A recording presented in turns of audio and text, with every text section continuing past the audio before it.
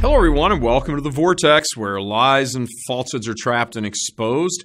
I'm Michael Voris, reminding you to sign up for our daily Church Militant newsletter to make sure our information is not blocked getting to you by liberal social media giants. Last week, it was revealed from a very reliable Italian journalist, Sandra Magister, that while Pope Francis was in a private meeting with Italian bishops, he lamented to them, "We are full of homosexuals." That's a shocking report, which of course has garnered very little attention outside of a select group of Italian media. Consider it again. We are full of homosexuals.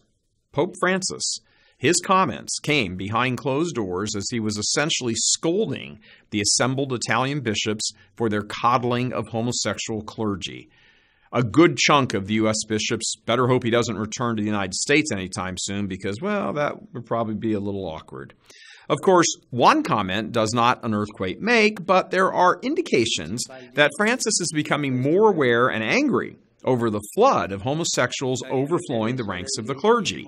Consider the constant flow of stories about gay-themed things in the church, like the nativity display this past Christmas in St. Peter's Square, to various high-ranking Vatican officials like Archbishop Paglia, to Cardinal Coco Palmerio, to his own close confidant Cardinal Maradiaga, who many have nicknamed the Vice Pope, and who is facing accusations of covering up for a gay bishop friend back in Honduras, who is reported to have stolen millions from church funds to spend on his, you got it, gay lifestyle.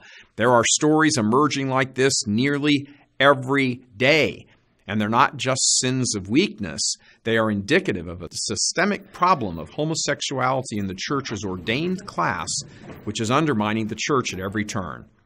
Even the not surprising news last week that American Cardinal Theodore McCarrick has been sidelined by the Pope personally, while charges that he raped a male minor in New York more than 45 years ago are investigated. In a weakly worded denial maintaining his innocence, McCarrick said he doesn't remember. Doesn't remember if he sexually assaulted a boy? A few days back, an Italian abbot complained publicly in writing that the clergy there was infested with homosexuals.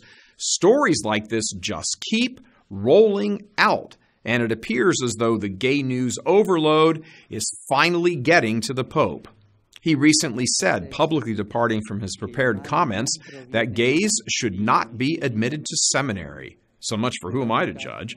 It's worth speculating if some sea change has or is beginning to occur with the Holy Father on this issue. Consider, he's now lamented to a large group of bishops that the church is full of homosexuals, publicly stated in St. Peter's Square that gays should not be ordained, has said previously that same-sex marriage is demonic. Reports from those close to the situation are that he was furious over the gay orgy that had to be broken up by police in the apartment of Cardinal Coco Palmerio, although there's nothing which directly implicates the cardinal himself in that, just the guy who was renting his apartment, a priest. Nonetheless, it was widely reported that scandal that happened in a Vatican-owned apartment building, essentially right under the nose of the Pope, and if the reports are to be believed, he was not pleased. There was the horrible scandal of the young man who was abused by a priest, which was later covered up by a Chilean bishop who Francis publicly put his confidence in, even leveling accusations against the victim. A few days later, as the facts of homosexual predation and cover-up among the Chilean bishops became public, Francis had to eat his words and apologize, eventually meeting with the entire group of Chilean bishops and reading them the Riot Act. So what we have shaping up at the moment is a bit of a mystery. The Pope has spoken in terms of acceptance for gays, while at the same time and increasingly going on the record denouncing the practice of homosexuality. There's no doubt that on this issue he has walked a very tight rope, even caused some confusion for some people. But it may be that his patience has or is now wearing thin, as some of those who surround and advise him seem not to be serving him well. Given his public affirmations of church teaching with regard to homosexuality, coupled with his lamentations over the state of the clergy overflowing with gay men, it seems that various homosexualists around him might have tried to use him and advance the agenda by talking about mercy and tolerance and so forth, and thereby, at least thinking to themselves, they were slowly drawing the Pope into their camp.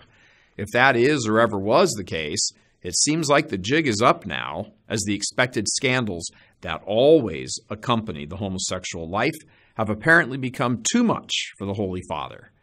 Could it be that an old dog has suddenly learned a new trick? Or, as my own father said, you're never too old to learn something new. The Pope may just be learning something new. God love you. I'm Michael Voris.